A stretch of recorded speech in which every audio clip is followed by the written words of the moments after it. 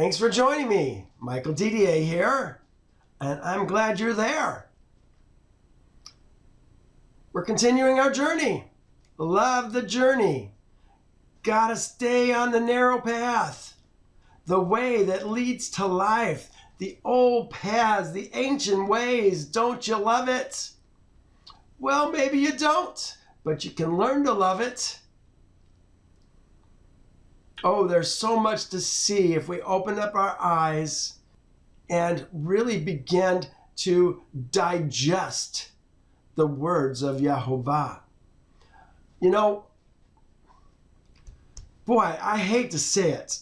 We've got problems. There's problems in Torah. You know, we're always every word of God is true, and there's no added or subtracted from it. You know, oh man, we've got all these doctrines and traditions of men. We do it with the New King James Version, or the King James Version. That's God's version, don't you know? You can't add to it or subtract from it.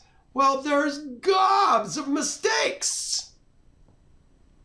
Worthless and unprofitable things that we've learned and accepted as true. It's killing us. Well, we saw some things last week that I questioned. And then when I read it again in Yasher, I thought, well, that is exactly why I question it. What's going on here? Let me point out just some things that we talked about last week, that we're going to cover the same material in Yasher. I want you to notice in Yasher today what is not in Yasher that is in Torah. Look at the very first two verses here. There was a famine in the land, besides the first famine that was in the days of Abraham. And Isaac went to Avimelech, king of the Philistines, in Gerar. But now look what it says. Then Yehovah appeared to him and said, do not go down to Egypt. Well, he wasn't going down to Egypt. It didn't look like. It looks like he was going to Gerar. He said, live in the land which I shall tell you. Dwell in this land. So that's what he was doing, dwelling in that land. Then we had the same situation. It really makes me wonder, did we have that? I guess we did. It's in Yasher too. But remember, it was now Isaac who said that Rebekah, she's my sister, don't you know? He lied. He was afraid of the king of Gerar and the people of Gerar, that they would kill him and take his beautiful woman, 30 years younger than he was. Well, we saw that the king of Gerar, when it was reported to him, where is it? Let's see if we can see it.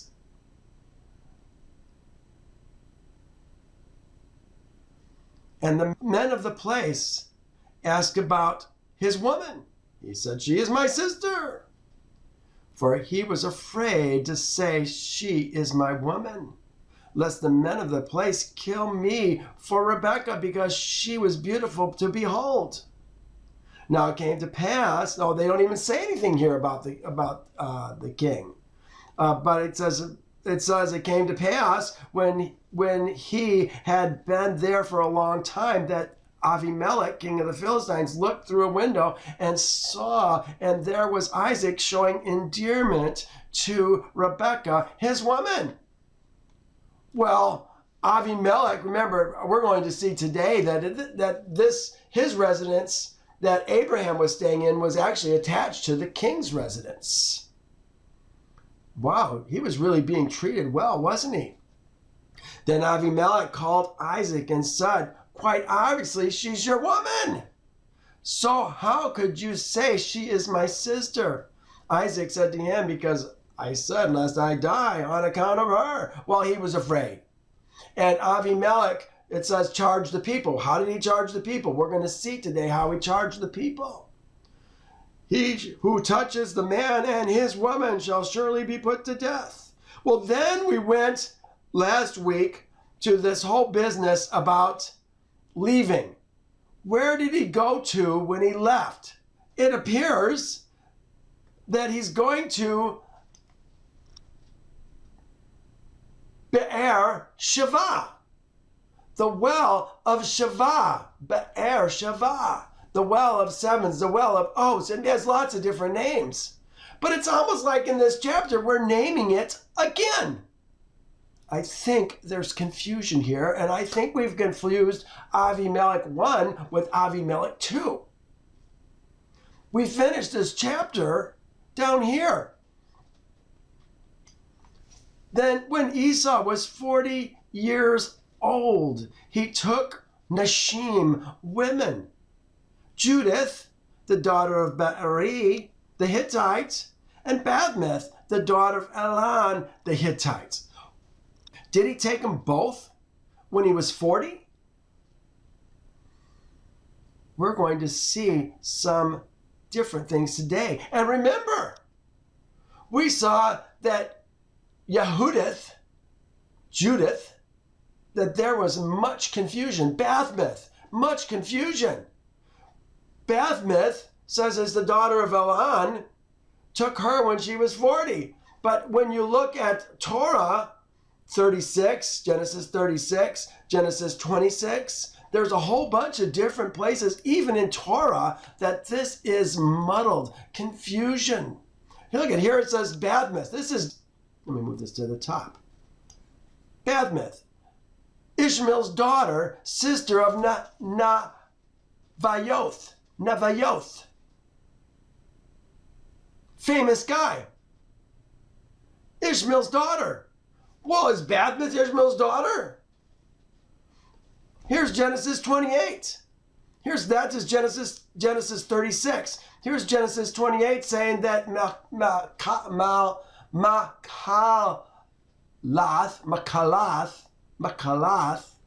or maybe it's Mahalath, I think it's Machalath, the daughter of Ishmael.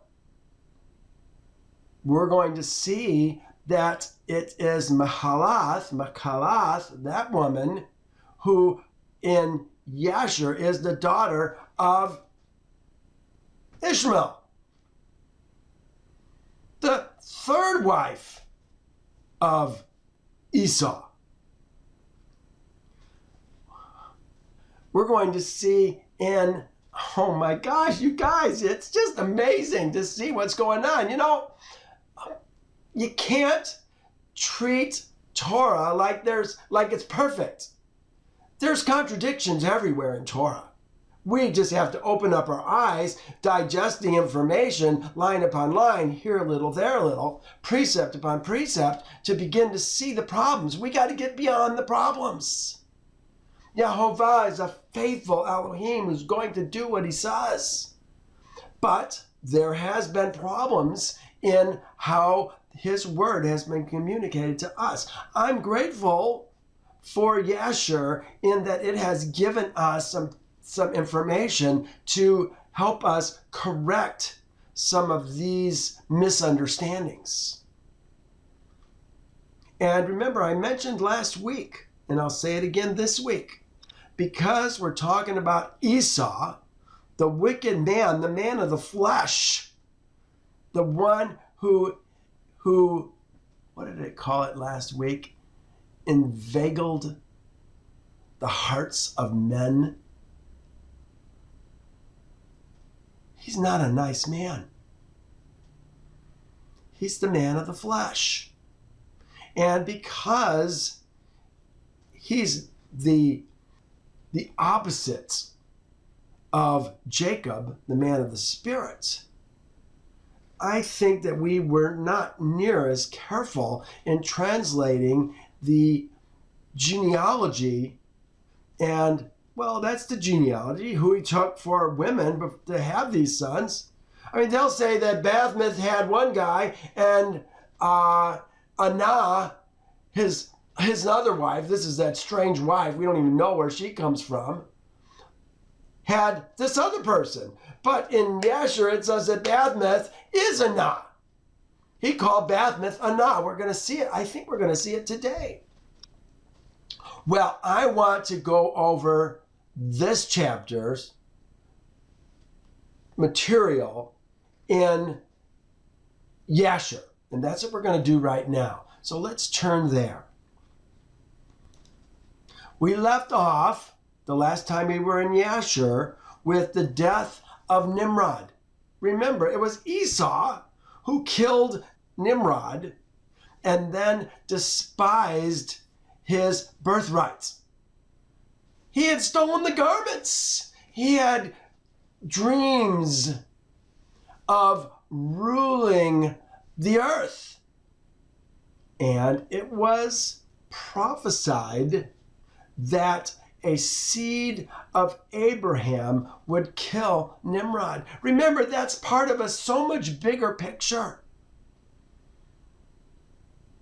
Because we're talking about a Nimrodian government that we live in right now. And it's going to be Abraham's spiritual seed who is actually going to destroy all of Nimrod's governments. Nimrod, in a sense, is a shadow picture of, I would say, people. Remember, Israel is the plural he. The male child is Israel. Let my son, my firstborn, go that he may serve me. Well, he's not talking about a man, he's talking about a people. He's talking about Israel. And we did not become his firstborn son until we kept the Passover and became spiritually born Ezra men. It was at that point that we got let go, not a second before. Again, I think Jehovah was waiting for us to become the spiritually born men. But in the last days, there is also going to be a plural, we call him the Antichrist. Well, if there's no Christ, there's no Antichrist. Okay, so get that thinking out of your head. But there's a what should we call it? A people rising up who are promoting the Nimrodian form of government, rebellion to Jehovah. So when we talk about these people, we can see it in places like, I believe it's Isaiah 10. Talks about the Assyrian. He is gathering up the nations, stealing the silver and the gold, the fine things, and making them his. Like a man gathers eggs, he says. But it's going to be the wicked seed, again, that's going to rise up against this Assyrian guy in the end. Kill him. The king of the north is what it calls him in the Daniel. And I think he's going to be killed by his own people in a sense. We're not going to have to kill him. We're not going to kill those leadership guys. Maybe Jehovah's going to do it. But I really think the people are going to turn on him and eventually turn on their own governments. Because they're going to realize they're sending them down a broad path to destruction. It's going to be too late at that point. So anyway, Nimrod was killed. It was predicted, prophesied that Nimrod was going to be killed. In fact, Nimrod himself had the dream that prophesied his own destruction, that it was going to be the seed of Abraham that was going to kill him. Well, it was the wicked seed, Esau. At any rate, let's continue with our story. It says, in those days, after the death of Abraham, remember Abraham died when the boys were 15. Esau killed Nimrod when he was 16. Now it's about 17 that the boys are at. And in those days, after the death of Abraham, in that year, Jehovah brought a heavy famine in the land. And whilst the famine was raging in the land of Canaan, Isaac rose up to go down to Egypt on account of the famine. This is what his father did. He went down to Egypt on account of the famine. Okay? But now, here's Jehovah See, you don't get this in Torah. You just don't see it. And Jehovah appeared that night to Isaac and said to him, do not go down to Egypt, but rise and go to Gerar, to Avimelech. Remember Avimelech, my father king, to the Philistines, and remain there till the famine shall cease. Well, again, we don't see that. It's like he's going to Gerar, and then Jehovah's already telling him it's out of order. Something's wrong. And Isaac rose up and went to Gerar, as Jehovah commanded him, and he remained there a full year. And when Isaac came to Gerar, the people of the land saw that Rebekah, his woman, was of a beautiful appearance. And the people of Gerar asked Isaac concerning his woman. And he said, she is my sister. For he was afraid to say she was his woman, lest the people of the land should slay him on account of her. And the princes of Avimelech went and praised the woman to the king. But he answered them not, neither did he attend to their words.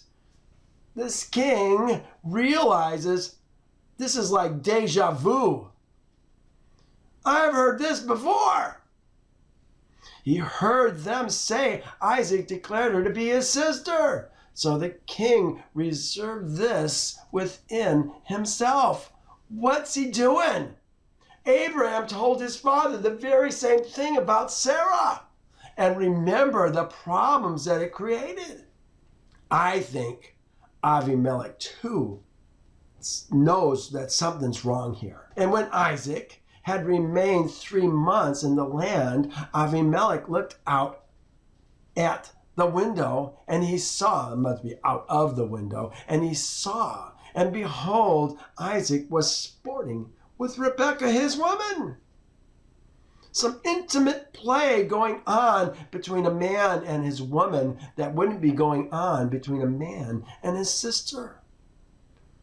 For Isaac dwelt in the outer house belonging to the king, so that the house of Isaac was opposite the house of the king. And the king said unto Isaac, what is this thou hast done to us in saying of thy woman, she is my sister? How easily might one of the great men of the people have lain with her, and thou wouldst have brought guilt upon us. Yeah, he doesn't want to have that again. This man has got the fear of Elohim, Yahovah, in his mind. He knows, he remembers. And Isaac said unto Avimelech, because I was afraid lest I die on account of my woman, therefore I said, she's my sister. At that time, Avimelech gave orders to all the princes, the great men. Remember, this is what we saw in Torah. Do not touch this man and his woman. Now we're getting a little more information about this. How did he do it?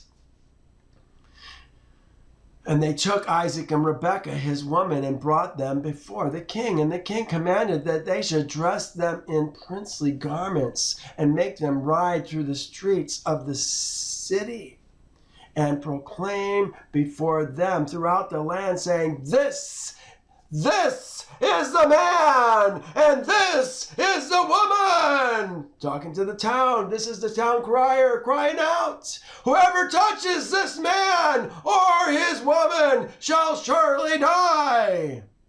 And Isaac returned with his woman to the king's house, and Jehovah was with Isaac, and he continued to wax great and lacked nothing. So what happened? They came to Gerar. For 3 months, he was living with his sister, according to everybody else. And then the king saw him sporting with his sister, realized we got a problem, addressed the problem. This is just 3 months into that.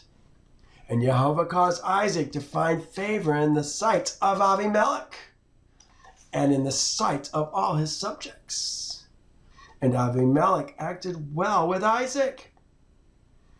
He remembers the covenant. Well, here it is right here. For Avimelech remembered the oath and the covenant that existed between his father and Abraham. See, this is why I think that 21, I believe it's 21, of Torah, let me go there.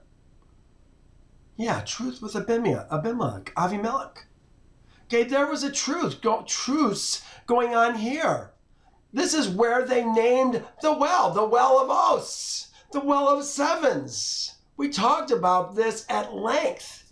But now here in 26, we got exactly the same thing going on where we're renaming the well. How can you rename the well with the same name that you called it 5 chapters earlier?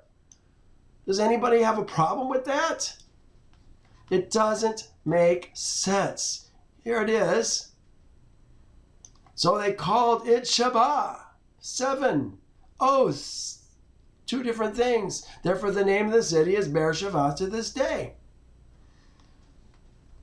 But we're not seeing that in Yasher. Why? Is there confusion going on? I think there is. I think the story got twisted a bit in the telling before it was actually codified into, written down into the Sefer, the writing that we have now that's been copied gobs of times through the years. He remembered the oath and the covenant that existed between his father and Abraham. And Avimelech said unto Isaac, behold, the whole earth is before thee. The whole earth, wow. Dwell wherever it may seem good in thy sight until thou shalt return to thy land. This is not your land, but you can dwell wherever you want, but then return to thy land. And Avimelech gave Isaac fields and vineyards and the best part of the land of Gerar to sow and reap and eat the fruit of the ground until the days of the famine should have passed by. And Isaac sowed in that land and received 100-fold in the same year. And Jehovah blessed him. Here's a man during a famine that is going to sow seed in a famine and reap 100-fold. What exactly is 100-fold? You know, I gave it more thought since last week. And I thought maybe there's a better way to try to explain what 100-fold is. Let's take a look at this. It says Isaac is getting this increase in the midst of a famine. If you sow 1 seed and get 2, that's a 2-fold increase or 100% increase. 2-fold is 100%. You sow $100, you get $200. That's a 100% increase, and that's a 2-fold increase. But he's going to get 100-fold increase. In other words, if you sow 1 seed, you're going to get 100 seeds. Not 1,000 seeds, or not 10 seeds. That would be 1,000% increase. This is a 10,000% increase. Huge increase. Wouldn't you love to invest $500 and come back with $500,000? That's what we're talking about. $1 getting you $100. $10 getting you $1,000. This is the kind of waxing great that we're talking about during a famine.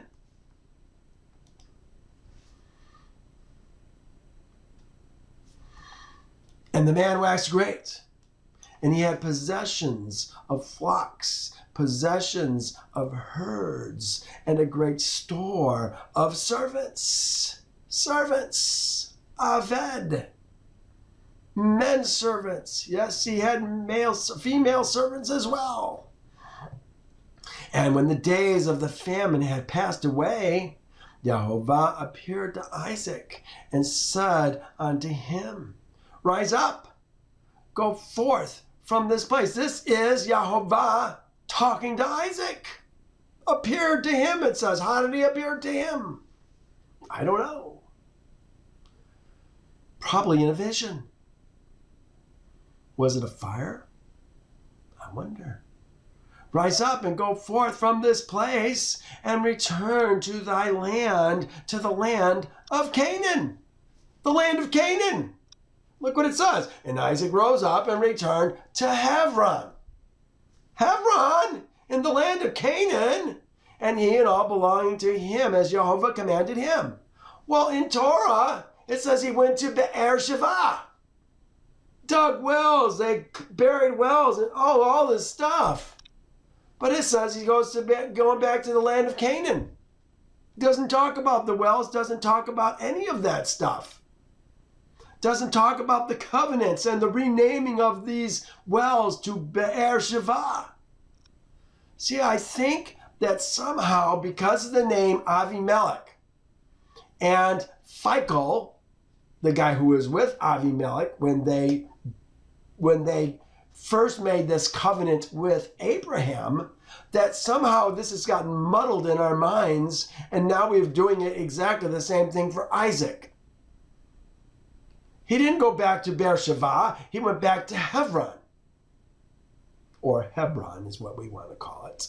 But it's the soft V, Hebron. Now it says, and this was in Torah, and after this, Shalach, the son of Arphaxad, died in that year, which is the 18th year of the lives of Jacob and Esau, giving us a time period. Remember, we went down right after Esau killed Nimrod. Probably the 17th year, we went down to Gerar. We were there for 3 months and a growing season, and then we left. Went back to Hebron. Now the boys are, what does it say? In the 18th year of the lives of Jacob and Esau. All the days of Shalach lived were 433 years, and he died.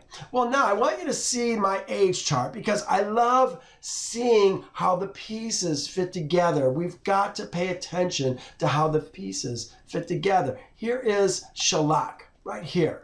This says that he was born in 1693 years after the birth of Adam, and he died 2126 years after the birth of Adam. But now, remember this 2126, and let's drop down to the birth of Jacob and Esau. Remember, they're born in the same year. They're twins. 2108. Here's 2108 plus 18. What do we get? Perfect. 2126. I love how the pieces fit together. Now, we were able to do this before we even read Yasher. I did this from my studies and looking at the genealogy. This person was born in the 16th year of this person, or the, right here. Arphaxad had Shalach in his 35th year. Shalach had Eber in his 34th year. Eber had Peleg in his 30th year. Isaac had the boys in his 60th year. You see how it all fits together? Okay, so again, I want you to see, I like the consistency between Torah and Yasher. It just builds my confidence in knowing that Yasher knows what it's talking about. 18. And at that time, Isaac sent his younger son to the house of Shem. What time? How old was the boys? 18. Notice, significant things happen when people pass. We're still going to see that. It's still going to come. Let me just point that out. Just let me say, things happen when people pass. That's when changes are made in our lives quite often. 18. At that time, Isaac sent his younger son Jacob to the house of Shem and Eber. And he learned the instructions of Yahovah. And Jacob remained in the house of Shem and Eber for 32 years. Hear that? 32 years. 32 years. 18 plus 32 is going to be what? 50. That's how old Jacob's going to be when he leaves the house of Shem and Eber.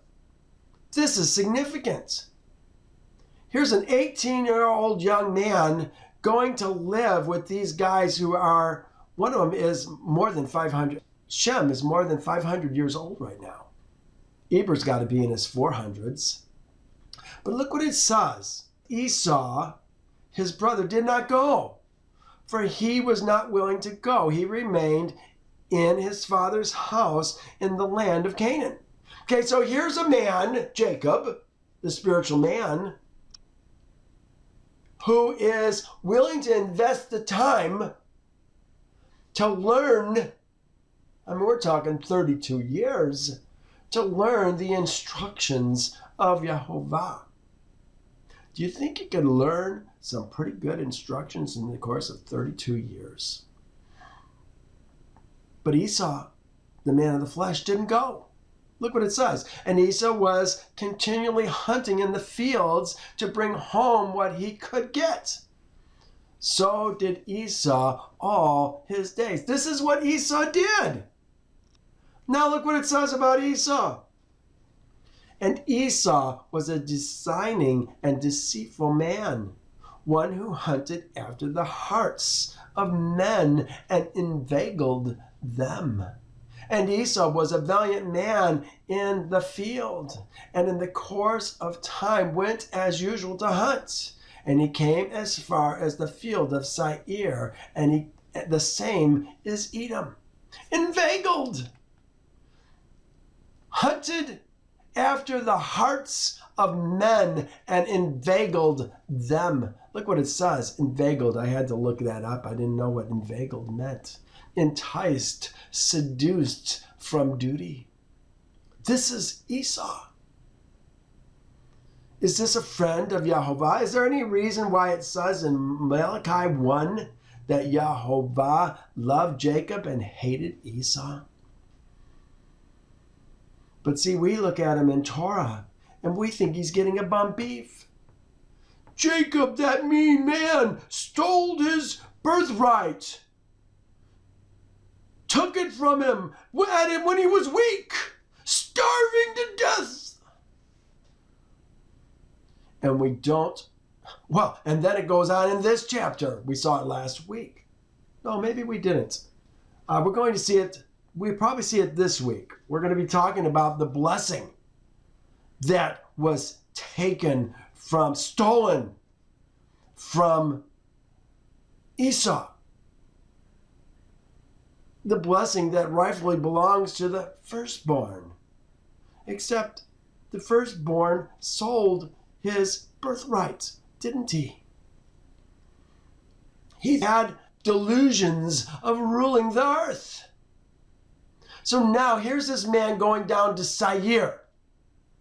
The same as Edom. Let me show you where Seir is on the map, just so you know what part of the world we're talking about. Here is Jerusalem, top of the Dead Sea. Okay, you can always find Jerusalem just by going to the top of the sea and then going to the left, going to the west. Okay, here's Mamre. Here is Hebron. They're kind of on top of each other because this map is zoomed out so much. But they're about 3 miles apart. Here is Beersheba, and here is Gerar. Down here, Salah, Basra, and Punan. This is the land of Seir, which is going to become the land of Edom. Esau, later called Edom, is going to take this land for himself and kill all the the people of Seir. That's the land we're talking about. And he remained in the land of Seir, hunting in the field for 4 months. And Esau there saw in the land of Seir a daughter of a man of Canaan, and her name was Yehudith, or Yakudith, the daughter of Bari, son of Epher, of the families of Heth, the son of Canaan. And Esau took her for a woman, and he came unto her. It says, 40 years old was Esau when he took her and brought her to Hebron, to the land of his father's dwelling place, and he dwelt there. Well, what's going on? Remember, Jacob doesn't come home from Shem and Eber's house until he's 50. 18, 32 years is 50. Now, Esau's 40. That means Jacob is 40. He's still there. Torah says that he married 2 women. Yasher says he married 1 woman when he was 40. Which is right? I'll tell you, I got to go with what Yasher says, because I've seen all the discrepancies between this woman, Bethmith, who's supposedly his second woman, who gets confused with the daughter of Ishmael. Oh my gosh, there's just so much things that are mistakes. And it came to pass in those days, in the 110th year of the life of Isaac. 110th year of the life of Isaac. Remember, he had the boys when he was 60. That means that Jacob's got to be 50. Here it is. That is the 50th year of the life of Jacob. In that year died Shem, the son of Noah. Shem was 600 years old at his death. So if Jacob came to Shem and Eber's house 32 years before, just have to take 32 from 600, 568. And when Shem died, Jacob returned to his father in Hebron, which is the land of Canaan. In the 56th year of the life of Isaac, life of Jacob, which is also the 50th year of the life of Esau, people came from Haran. And Rebekah was told concerning her brother Laban, the son of Bethuel. For Laban's woman was barren in those days, and bare no sons, and also all his handmaids bear none to him. Hear that? He's having sex with his woman and with his handmaids, but not getting any children, no sons at all. Well, he's going to finally get a child, a tough, not a son, but a child. And she's going to be a woman. They're going to be women. Here it is. And Jehovah afterwards remembered Adinah. That's the woman of Laban. And she conceived and bore 2 daughters. And Laban called the names of his daughters the name of the elder Leah and the name of the younger Rachel. How old was Jacob when they were born? Let's reinforce this because this is going to be important. He's 56 years old right now. He's 56 years older than Leah and Rachel. Remember, Isaac was 30 years older than Rebekah. I guess she would be Rebekah, wouldn't she? She was 10 when he was 40. And those people came and told these things to Rebekah. And Rebekah rejoiced greatly that Jehovah had visited her brother and that he had got children. tough is what we're talking about. Well, now it says we have to turn to Genesis 27. Genesis 27 is all about the blessing. And we're going to see there's going to be problems in this as well. Now it came to pass, when Isaac was old, and his eyes were so dim that he could not see, that he called Esau, his older son, and said to him, "My son." And he answered him, "Hineni, Hineni, here I am, Dad." Now, you know what? We're going to go through this chapter today. It says, Isaac was old, and his eyes were dim so that he could not see. So dim that he could not see. You know what? I think Isaac had more than dim eyes. I think he had a dim mind. And I'll tell you why I say that. Here's a man, he's old. I mean, right now he's 123. The boys are 63. When did Jacob come back from Shem and Heber's house? 50.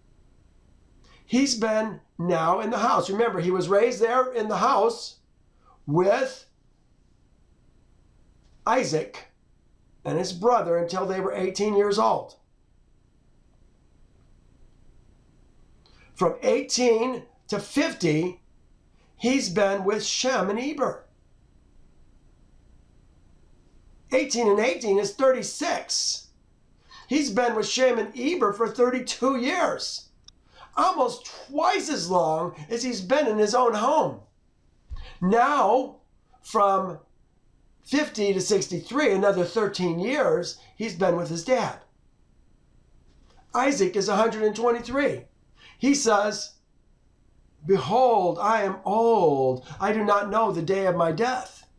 Okay, 123. He's going to live to be 180.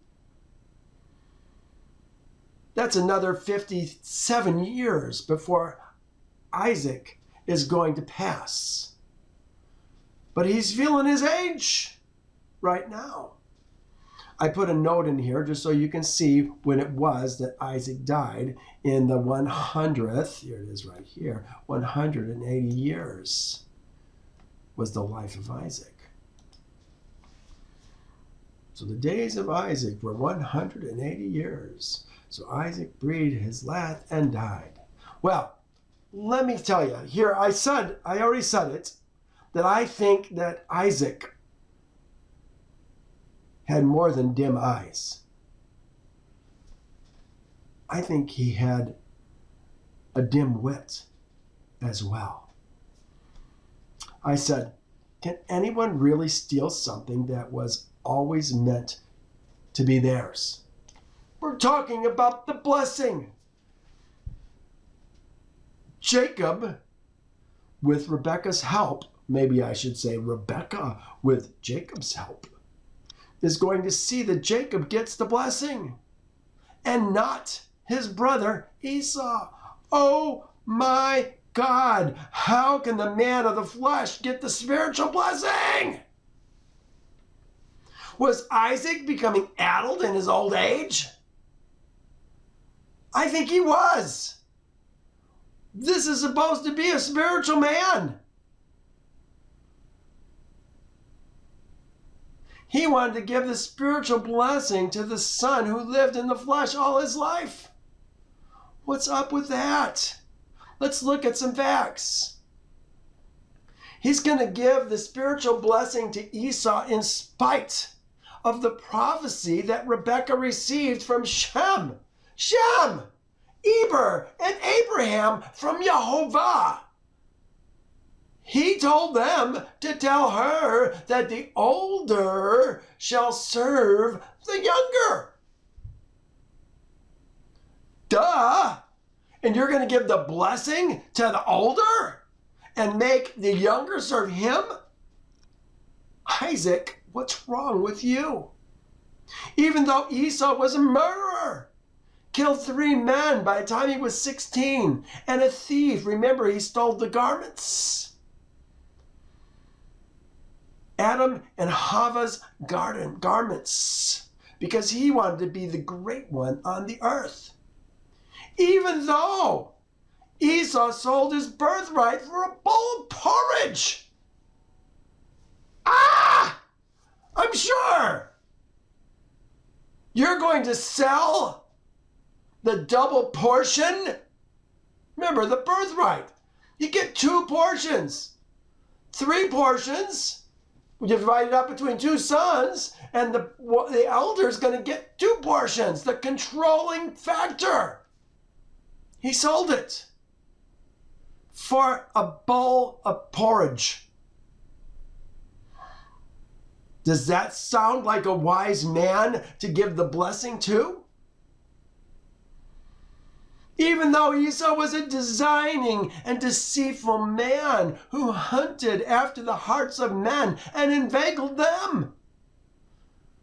Did Isaac not realize what kind of man Esau was? Was he so impressed with the grub, the food that he brought in, that he was willing to give the blessing to this man instead of the man who lived with Shem and Eber? Look at this. In fact, that was the next thing. Even though Esau never went with Jacob to Shem and Eber's house to learn the ways of Yehovah. And even though Esau married 2 Canaanite women that were a grief to both his parents. Well, we're actually going to find out today, if we get to it in Yasher, that he did not marry 2 Canaanite women at this point. He's going to marry the second one at 63 after the blessing has been given to Jacob. And that is why he's going to rename Bathmith to Adah. Bathmith, he's going to marry Bathmith and then rename her to Adah. Same woman. But he still married 1 Canaanite woman that was a grief to both his parents. She's turning her son after other Elohim, forcing him or causing him to serve idols, images. Esau's not a nice man. Jacob spent, I put 52. I was wrong. It was 32 and 14 would make 46. He was 46 years of his first 77 years. He's going to spend, he's not 77 yet, but he's now going to go off after he steals the blessing. He's going to run away for another 14 years to the house of Eber. And so he's going to live another 14 years with Eber. And that's why I say 46 years of his first 77 years have been at the feet of Shem and Eber, learning to know Yehovah and his eternal and unchanging ways. Know Yehovah and his ways. You're going to give the blessing, Isaac, to the man who never learned the ways of Yehovah? What's the matter, you? That's why I say, is this man addled? Boy, that's a disappointment to me. Well, here's the story continues, verse 2. Then he said, behold, now I am old. I do not know the day of my death. Now therefore take your weapons, your quiver, your bow, and thy quiver, thy bow, and go to the field and hunt game for me, and make me savory food. Look at this. What's he interested in? Savory food. and make me savory food such as I love, and bring it to me that I may eat, that my soul may bless thee before I die. This is Jacob. This is Isaac talking to Esau. Now Rebekah was listening when Isaac spoke to Esau, his son. And Esau went to the field to hunt game and bring it. So Rebekah spoke to Jacob, her son, saying, Indeed, I heard thy father speak to Esau, thy brother, saying, Bring me some game, make savory food for me, that I may eat it and bless you. Bless you. I put bless in pink. Why? Because he's going to bless Esau. Is there anything wrong with this picture?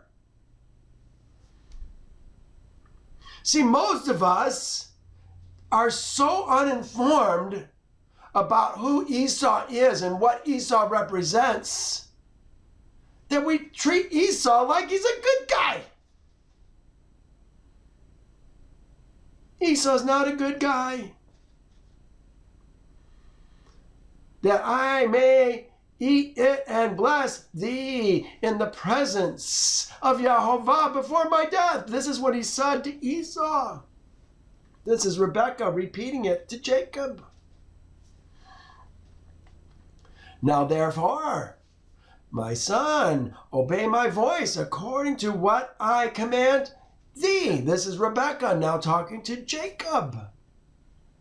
She says, Go now to the flock and bring from there the flock. The zeon includes goats and sheep.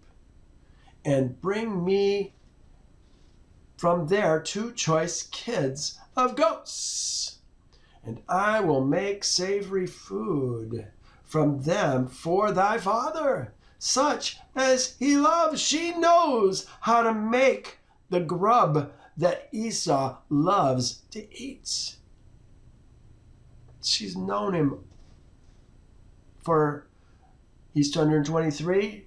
She would be 93. 30 years younger than him. She's been serving this man for 93 years. She knows what he likes. Then you shall take it to your father. Then thou shalt take it to thy father, that he may eat it, that he may bless thee before his death. This seems so deceptive, doesn't it? But we don't understand the bigger picture. We don't understand that Esau sold his birthright. The blessing's going to usually go to the firstborn. But does the blessing always go to the firstborn? We'll talk about that in a moment. She remembers the words that came down from Shem and Eber and Abraham when she sought them about the pain in her womb and why she was having such a hard time carrying these 2 boys. It came down like this: 2 goyim, 2 people are in thy womb. 1 people shall be separated from your body, from thy body. 1 people shall be stronger than the other, and the older shall serve the younger. She says in this verse, then you shall take it to your father, that he may eat it, and that he may bless thee before his death. Doesn't want him to bless Esau. I think she's got more spiritual wisdom and understanding than Isaac does right now. And Jacob said to Rebekah, his mother, Look, Esau, my brother, is a hairy man, and I am a smooth-skinned man. Let's watch for this portion of the story in Yasher. We may not get to it in Yasher today. But let's watch for this part of the story. Put this in your mind. Was there all this deception of the putting on of the goat skin on his neck, on his arms and all that? Let's watch for that. And Jacob said to Rebekah, his mother, "Look, Esau, my brother, is a very hairy man, and I am a smooth-skinned man. Perhaps my father will feel me, and I shall seem to be a deceiver. Shall seem to be a deceiver." In other words, I'm not a deceiver, but I shall seem to be a deceiver. I think Jacob knows that the blessing is supposed to be his. And I shall seem to be a deceiver to him, and I shall bring a curse on myself and not a blessing. What it says.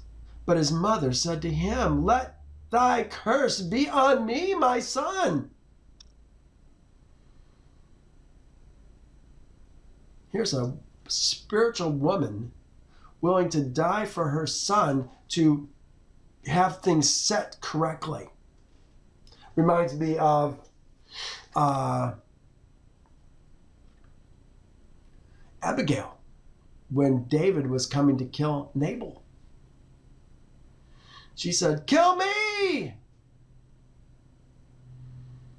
Let his sins fall upon me."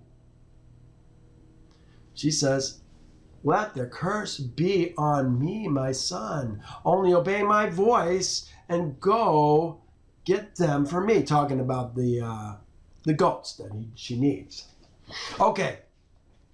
And he went and got them and brought them to his mother. And his mother made savory food such as his father loves. And Rebekah took the choice clothes of her elder son Esau, which were with her in the house, and put them on Jacob, her younger son. And she put the skins of kids of the goats on his hands and on the smooth part of his neck. Then she gave the savory food and the bread which she had prepared into the hands of her son Jacob. So he went to his father and said, "My father, Avi." And he said, here's his father, "Hineni, Hineni, here I am." He says, "Who are you, my son?" He's confused already. And Jacob said to his father, "I am Esau, your firstborn, thy Bakor. I have done just as you told me. Please arise, sit, and eat my game, that thy soul may bless me." But Isaac said to his son, "How is it that thou hast found it so quickly, my son?" And he said, "Because Jehovah, thy Elohim, has brought it to me." And Isaac said to Jacob, "Please come near that I may feel you, my son, whether you are really my son Esau or not." He's got some questions. Here's why he's got questions. He says it right here. So Jacob went near to Isaac, his father, and he felt him and said, "The voice is Jacob's voice, but the hands are the hands of Esau." And he did not recognize him because his hands were hairy like his brother's hands. So he blessed him. Then he said, "Are you really my son Esau?" He said, "Ani, I am, I." Here it is. Ani,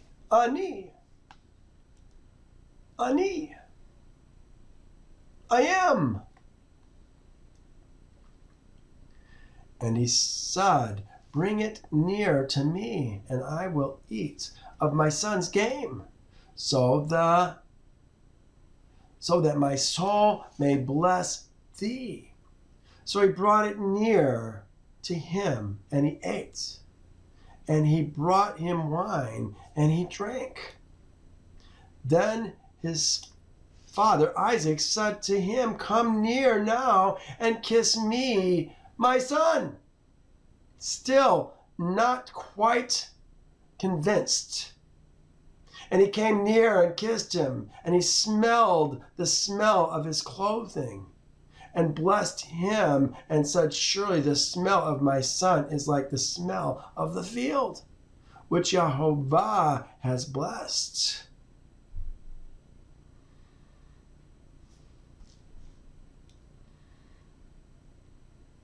Well, he's going to give him the blessing.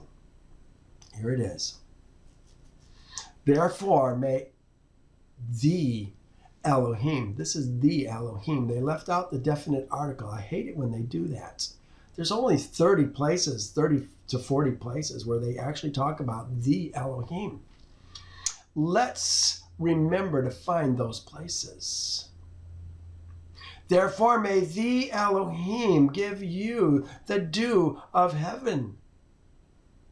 Oh, that's very interesting, because he's going to say something very similar to this to Esau also. Therefore may the Elohim give you of the dew of heaven, of the fatness of the earth, and plenty of the grain and wine.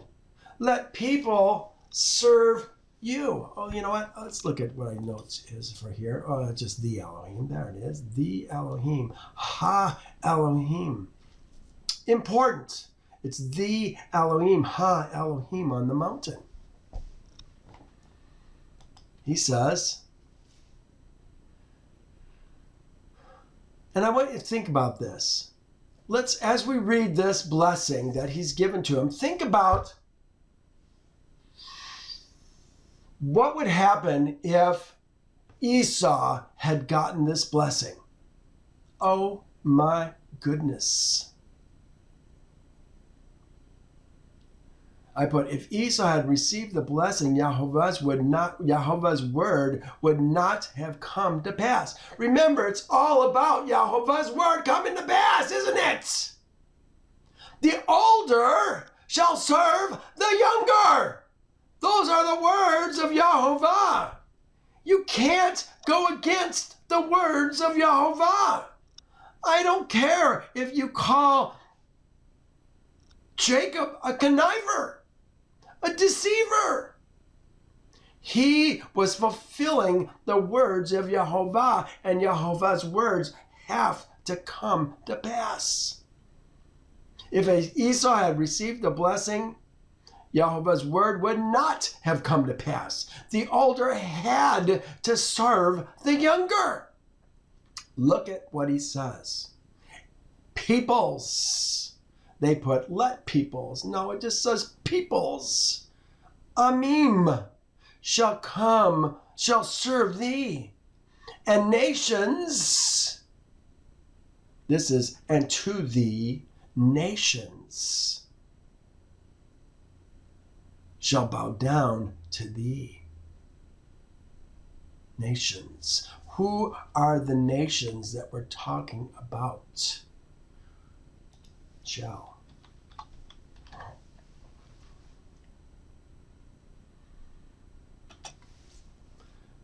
He says, be master over thy brethren. Who are the brethren? This is the people who are in the gates. We're going to see it here in just a little bit. Here, look at this. This is brethren here, but we're going to talk about the same brethren down here in verse 37. Got to understand who these people are. Line upon line, precept upon precept, here a little, there a little. Let's figure it out. Nations, peoples shall serve thee, and nations, and to thee nations shall bow down to thee. Be master over thy brethren. This is a plural form. This is the gates of Isaac. Gates that Jacob actually is never going to possess. That's a whole nother story. We're going to see that when Isaac dies. He says, and let thy mother's son bow down to thee. Thy mother's son, who's he talking about? Jacob. So Jacob can't be the brethren. Who's the brethren? That's the guys that are in the gates. All the peoples, the nations, he's breaking it down. All the peoples of the earth. All the nations of the earth. Thy brethren, those are the people in my gates. And now, what does he say? Thy mother's son bow down to thee. Cursed be everyone who curses thee, and blessed be those who bless thee. Oh my gosh! Can we give this blessing to Esau, the wicked man, the murderer, the thief, the man who, what did it say? Inveigles other men, turns their hearts away. We're going to make the righteous men servants to the wicked men.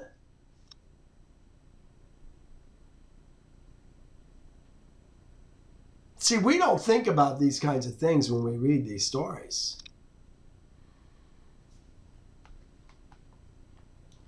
He goes on. This is why Esau killed Nimrod and stole the garments to begin with. He wanted to rule the world. Look at what it says. We're talking about peoples shall serve thee. Nations shall bow down to thee. Why did he steal the garments? Why did he kill Nimrod? Because he wanted peoples to serve him, nations to serve him. This is why he's angry. Twice now, his brother has defeated him. Both times. He had delusions of grandeur. He wants to be the one who rules the world. But it was never to be because he's a man of the flesh.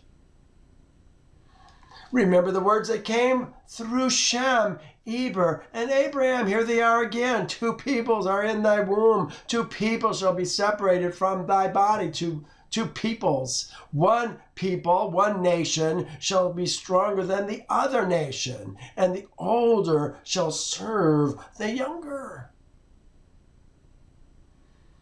If, Jeepers Creepers, Michael Didier, if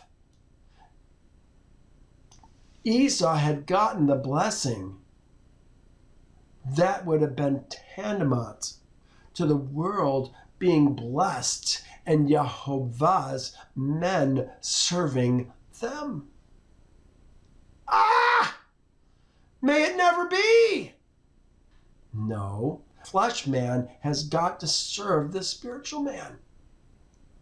Well, here's what David did in Edom. He put outposts. Here he put garrisons in Edom throughout all Edom. And he put garrisons. And all the Edomites became David's servants. That is how it's supposed to be. The spiritual men are supposed to be served by the flesh men, not the other way around.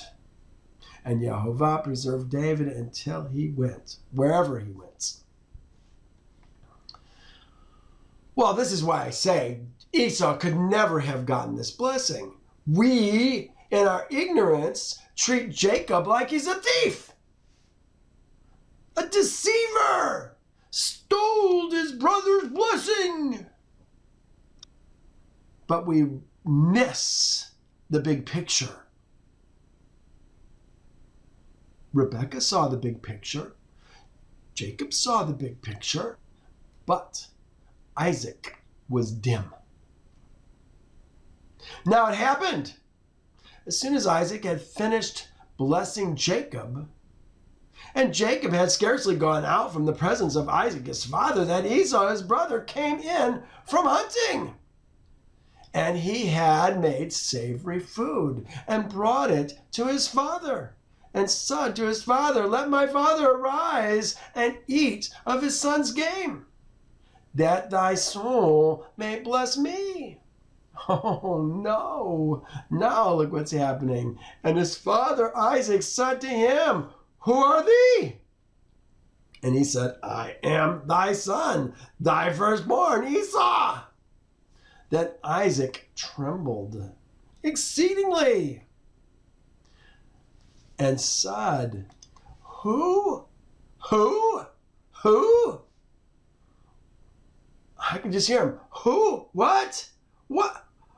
Where is the one who hunted game and brought it to me? He's confused. I ate all of it before thou came, and I blessed him, and indeed he shall be blessed. You can't take it back. Words, once they leave our mouth, cannot be retrieved. No, we swear to our own hurt. When Esau heard the words of his father, he cried with an exceedingly great and bitter cry. His delusions are being crushed once again. He wants to rule the world, but he's not going to.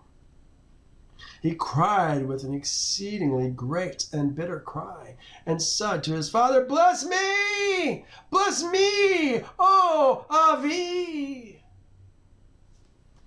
But he said, "Thy brother came with deceit and has taken away thy blessing." Well, it continues then. And Esau said, "Is he not rightfully named Jacob? For he has supplanted me these 2 times. He took my birthright."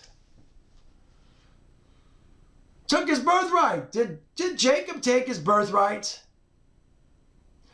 Torah makes it look like Jacob was the one that initiated the conversation about the birthright in the last chapter. Or maybe the chapter for that. But we saw in Yasher that it was who?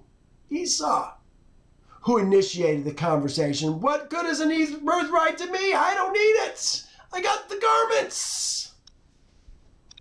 And now look, he has taken my blessing. Both times he had a delusion of grandeur. He wanted to rule the earth. And he said, "Have you not reserved a blessing for me?" Yasher says kind of the same thing. And Esau said, "Is he not rightfully called Jacob? For he has supplanted me twice. He took away my birthright." See, we got to understand, just because it says it doesn't necessarily mean it's true. Did he take away his birthright? No. Esau sold it. He took away my birthright, and now he has taken away my blessing. Well, was the blessing supposed to be his? Or was the blessing supposed to be the spiritually born man's? And Esau wept greatly. And when Isaac heard the voice of his son Esau weeping, Isaac said unto Esau, "What can I do, my son? Thy brother came subtly and took away thy blessing."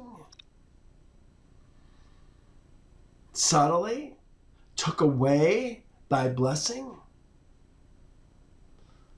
That's why I say Isaac doesn't seem to understand who the blessing has to go to.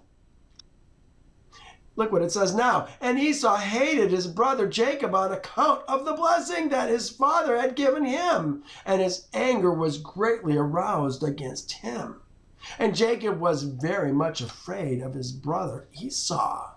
And he rose and fled to the house of Eber, the son of Shem. Hear that? He is now 63 years old, and he's going to flee to the house of Eber. Remember, Shem's dead now, the son of Shem. And he concealed himself there on account of his brother. And Jacob was 63 years old when he went forth from the land of Canaan from Hebron. Jacob was concealed in Eber's house. How long? 14 years. 63 plus 14 is 77. On account of his brother Esau. And he there continued to learn the ways of Yahovah and his commandments. Jacob's training is not changing because of the blessing. He's still going to learn the ways of Yahovah and his commandments.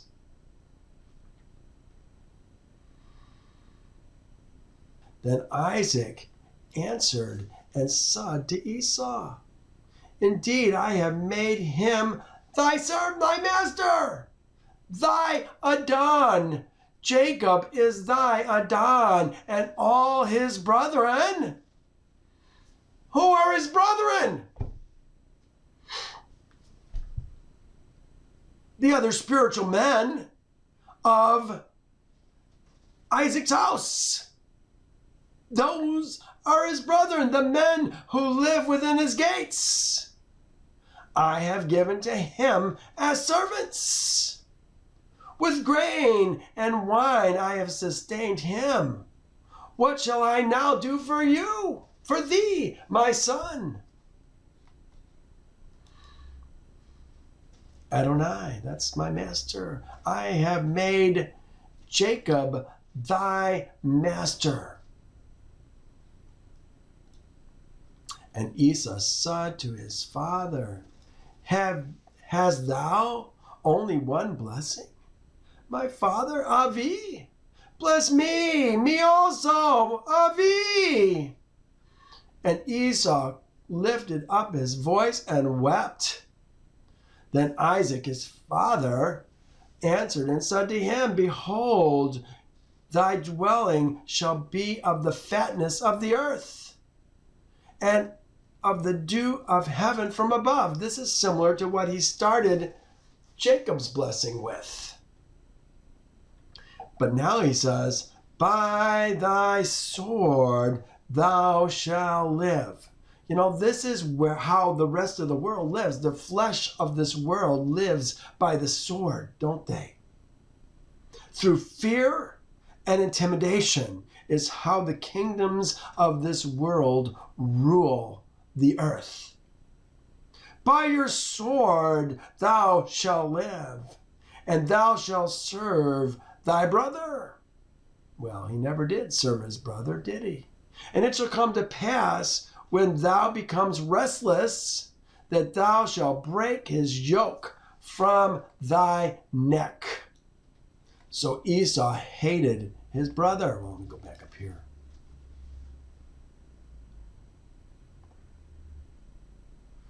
I put, he has to be forced. You know, here's the blessing, or the blessing that he received, saying that you shall serve thy brother. I put he has to be forced to serve his brother. What does this verse say? Oh, this is the one about David. Yeah, David has to put garrisons to make Esau, the Edomites, serve Israel, the spiritual men, which is Jacob. Remember, Jacob's going to be renamed Israel. So Esau hated Jacob because of the blessing which his father blessed him. And Esau said in his heart. Here's Esau now saying in his heart. Can Jacob hear that? No, he can't hear that. The days of mourning for my father are at hand. Even Israel, or Isaac, said, I'm old. I do not know the day of my death. Esau knows that he could die any time. The days of mourning for my father are at hand. Then I will kill my brother Jacob. Well, think about this. If Isaac dies and Jacob dies, Eber's not going to live forever. Shem's gone already. Who's left to preserve Yehovah's statutes and judgments and ordinances, to teach men to know him and his eternal and unchanging ways? This can't happen.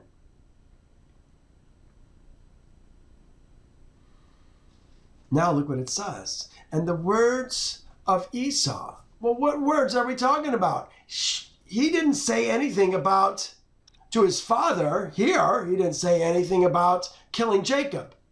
Said it in his heart, but he didn't say it in his words. But now it says, and the words of Esau, her elder son, were told to Rebekah. How? By Isaac. So she went and called Jacob, her younger son, and said to him, surely thy brother Esau comforts himself concerning you by intending to kill thee. Comforts himself concerning thee, intending to kill thee. 41 to 42. I think there's a 14-year gap between the two. Because look what's happening now. And we miss this because we don't know Yasher. This says in 42, 14 years later, and the words of Esau, her older son, were told to Rebekah. So she sent and called Jacob, her younger son, and said to him, surely your brother Esau comforts himself concerning you by intending to kill thee. Now therefore, my son, obey my voice. Arise, flee to my brother Laban in Haran. Well, let's look at this note here in 42, which is Yasher 28:11. It says, and Jacob was very much afraid of his brother Esau, and he rose and fled to the house of Eber, the son of Shem, and he concealed himself there on account of his brother. And Jacob was 63 years old when he went from the land of Canaan, and Canaan from Hebron. And Jacob was concealed in Eber's house 14 years on account of his brother Esau, and he there continued to learn the ways of Yehovah and his commandments. So now we're going back to her telling him to go to his brother's house. Okay, this isn't it. And stay with him a few days until your brother's fury turns away, until your brother's anger turns away from you and he forgets what you have done to him. Well, shoot, he's already been gone for 14 years. Now he's come back and the feelings have been revived in Esau to kill his brother. And so he's going to flee again here in a moment. Then I will send and bring you from there. Why should I be bereaved of you both in those days? Remember, he's concerned, or she's concerned, about losing both the spiritual men in the family. This kid, Esau, is a disappointment. He's taken wives from where? The Canaanites. Flesh women that serve other Elohim. She can't bear to lose both of the men who, look at Isaac and Jacob are who she is worried about, and the end of the godly line, the spiritual line. Here's almost the last verse. It is the last verse. 27. Here, let me do this. I'm going to slide it up. Here we go. And Rebekah said to Isaac, I am weary of my life. 77 years old, Rebekah said to Isaac, I am weary of my life because of the daughters of Heth. If Jacob takes a wife from the daughter, Jacob, okay, Esau did it. She can't stand it. If Jacob takes a woman from the daughters of Heth, like these who are the daughters of the land, what good will my life be to me? What good will my life be to me? Am I going to have more children? Jehovah has already promised her to be the mother of thousands, 10,000s. That's her hope. And her hope is in Jacob, the spiritual man, not Esau, the wicked man. Well, again, we got to just keep this in mind. This is what it says. When Esau was 40 years old, we saw this in 26, the last chapter. When Esau was 26 years old, he took wives Judith and Bathmith. Yasher says it went down differently. Here's what Yasher has to say. And Esau there saw in the land of Seir the daughter of a man of Canaan. Okay, I guess we haven't read this yet. And her name was Yehudith, the daughter of Bari, the son of Epher, of the families of Heth, the son of Canaan. And Esau took her for a woman, and he came unto her for 42 years, or 40 years old was Esau when he took her, and he brought her to Hebron, the land of his father's dwelling place, and he dwelt there. But now look what it says. This is 63. This is the time when the blessing is getting taken away the first time. This is 14 years earlier than where we are right now when she's telling him to go to Haran. This is why we have to get a better picture. And when Esau saw that Jacob had fled and escaped from him, and that Jacob had cunningly obtained the blessing back when they were 63, then Esau grieved exceedingly, and he was also vexed at his father and his mother. And he also arose and took his woman, which woman? Yehudith, took his woman and went away from his father and mother to the land of Seir. Then he dwelt there, and Esau saw there a woman from amongst the daughters of Heth, whose name was Bathmas, the daughter of Elon. We just saw that they called Bathmath the daughter of Ishmael earlier in Torah. Well, it's going to be later in Torah, the next chapter, I believe. Such confusion. And he took her for a wife, in addition to his first wife, Yehudith. And Esau called her name Adah. Bathmath is called Adah, saying the blessing had at that time passed from him. That's what Adah apparently means. The blessing at that time had passed from him. Wow. Well, there's a bigger picture still to hear. Now, you really didn't get to see the 14 years. And I'm going to show you those 14 years here when we go to Yasher and read some more of the story. We're not going to get through all of Yasher today. Maybe we can get through one chapter. Let's try. Here's where we left off. And Isaac, the son of Abraham, became old and advanced in days, and his eyes became heavy through age. They were dim, and he could not see. Like I say, I think it was more than his eyes that were dim.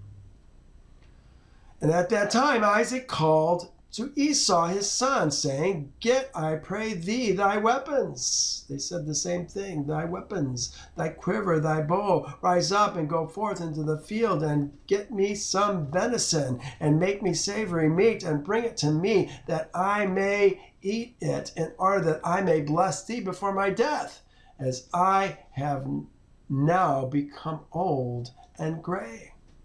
And Esau did so. He took his weapons, went forth into the field to hunt venison as usual, to bring his father as he had ordered him, so that he might bless him. Rebekah heard all the words that Isaac had spoken to Esau, and she hastened and called her son Jacob, saying, Thus did thy father speak unto thy brother Esau. And thus did I hear now, thus did I hear. Now therefore hasten thou and make that which I shall tell thee. Rise up, I pray, to the flock. Fetch me 2 fine kids of goats, and I will get the savory meat for thy father. And thou shalt bring the savory meat, that he may eat before thy brother shall come in from the chase, in order that thy father may bless thee. And Jacob hastened and did as his mother commanded him, and he made a savory meat and brought it before his father, before Esau had come in from the chase. Didn't say anything about the garments and all those things. What about this? What about this? What if he touches me? Let's see what's more it says. And Isaac said unto Jacob, Who art thou, my son? And he said, I am thy firstborn Esau. I have done as thou did order me. Now therefore rise up, I pray, and eat of my hunt, in order that thy soul may bless me, as thou didst speak unto me. And Isaac rose up, and he ate, and he drank, and his heart was comforted, and he blessed Jacob. Look, there was none of that other deceit, apparently. And Jacob went away from his father. And as soon as Isaac had blessed Jacob, and he had gone away from him, behold, Esau came in from the hunt, from the field, and he also made savory meat and brought it to his father to eat, therefore, and bless him.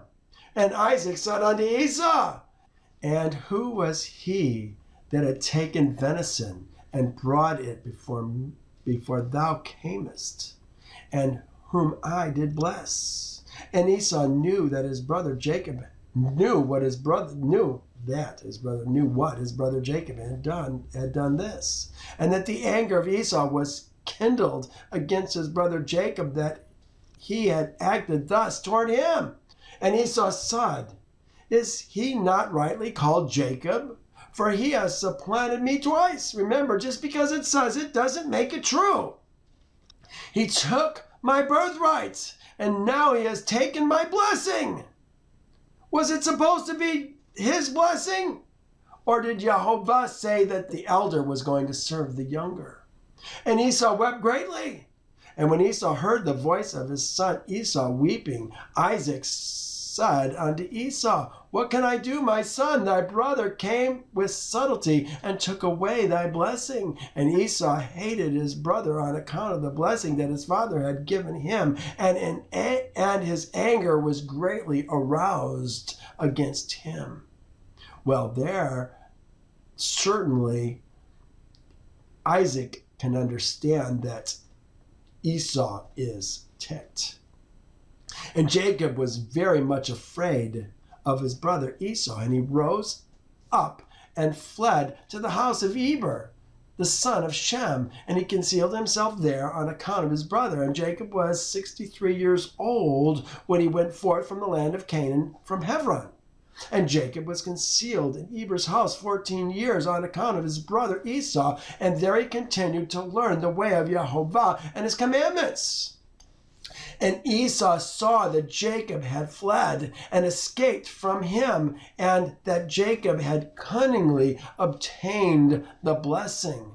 Then Esau grieved exceedingly, and he also vexed his father and mother, and he rose up and took a woman and went away from his father and mother to the land of Seir. And he dwelt there, and Esau saw there a woman And Esau saw there a woman from amongst the daughters of Heth, whose name was Basmath, the daughter of Elon the Hittite, and he took her for a woman. That's his second woman, in addition to his first, Yehudith. And Esau called her name Adah. Basmath is called Adah, saying the blessing had at that time passed from him. And Esau dwelt in the land of Seir 6 months without seeing his father and mother. Land of Seir. 6 months. How old was he? 63 when he left. And afterwards Esau took his women and rose up and returned to the land of Canaan. And Esau placed his 2 wives in his father's house in Hebron. This is why 14 years later she says, "What is my life to me?" And the wives of Esau vexed and provoked Isaac and Rebekah with their works, for they walked not in the ways of Jehovah, but served their fathers' gods of wood and stone, as their fathers had taught them. It makes it sound like as their father had taught them, as their fathers, I suppose, had taught them. And they were more wicked than their father. And they went according to the evil desires of their hearts. They sacrificed and burnt offerings to Baalim. And Isaac and Rebekah became weary of them. See what's going on here? And Rebekah said, "I am weary of my life because of the daughters of Heth." Now she's saying it. If Jacob takes a woman from the daughters of Heth, such as these, which are of the daughters of the land, what good then is my life to me? All right. It says, "Remember, righteous Rebekah left Haran, expecting to be the mother of an exceedingly great multitude. And now Jacob is off with Eber, and Esau just added another wicked wife. She didn't like Yehudith. Now she's got Basmath, Adah, in her house as well." And in those days, Adah, the wife of Esau, conceived. She conceived when? Let's find out. "And bore him a son, and Esau called the name of his son that was born to him Eliphaz. And Esau was 65 years old when she bare him." 65 years old is Esau. Remember, Jacob is still where? He left 2 years ago. He's still in Eber's house. Not going to be back until he's 77. Esau was 65 years old when she bore him. And Ishmael, the son of Abraham, died in those days. Jacob is 64. Isaac then is 124. And all the days of Ishmael lived were 137 years, and he died. And when Isaac heard that Ishmael was dead, he mourned for him. Okay, let's think about Isaac right now. 64th year of the life of Jacob. 64th, that means Isaac is 124, and 14 would be about 137. Yeah, correct. Close enough anyway. And when Isaac heard that Ishmael was dead, he mourned for him. And Isaac lamented over him many days. At the end of 14 years, here's the end of 14 years of Jacob residing in the house of Eber, Jacob desired to see his father and mother, and Jacob came to the house of his father and his mother in Hebron. And Esau had in those days forgotten that Jacob had forgotten what Jacob had done to him in having taken the blessing from him in those days. That's what Jacob's hoping, that the heat's going to be off. But look what happens. And when Esau saw Jacob coming to his father and mother, he remembered what Jacob had done to him, and he was greatly incensed against him, and he sought to kill him. And Isaac, the son of Abraham, was old and advanced in years. And Esau said, now my father's time is drawing nigh that I must die, that he must die. And when he shall die, I shall slay my brother Jacob. Both the spiritual men are going to be killed. Okay, this is what we're talking about at the end of the last chapter that we read in Torah. 14 years later. And this was told to Rebekah. See, now it's being told to Rebekah. This is what we saw. Here it is. 24 or 40 something, 42. And the words of Esau, her older son, were told to Rebekah. So she sent and called Jacob, her younger son, and said, this is what we're talking about, okay? So there is 14 years between verse 41 and verse 42. You can't see it because we don't know that he spent another 14 years at Eber's house. Whoops. Let's go back.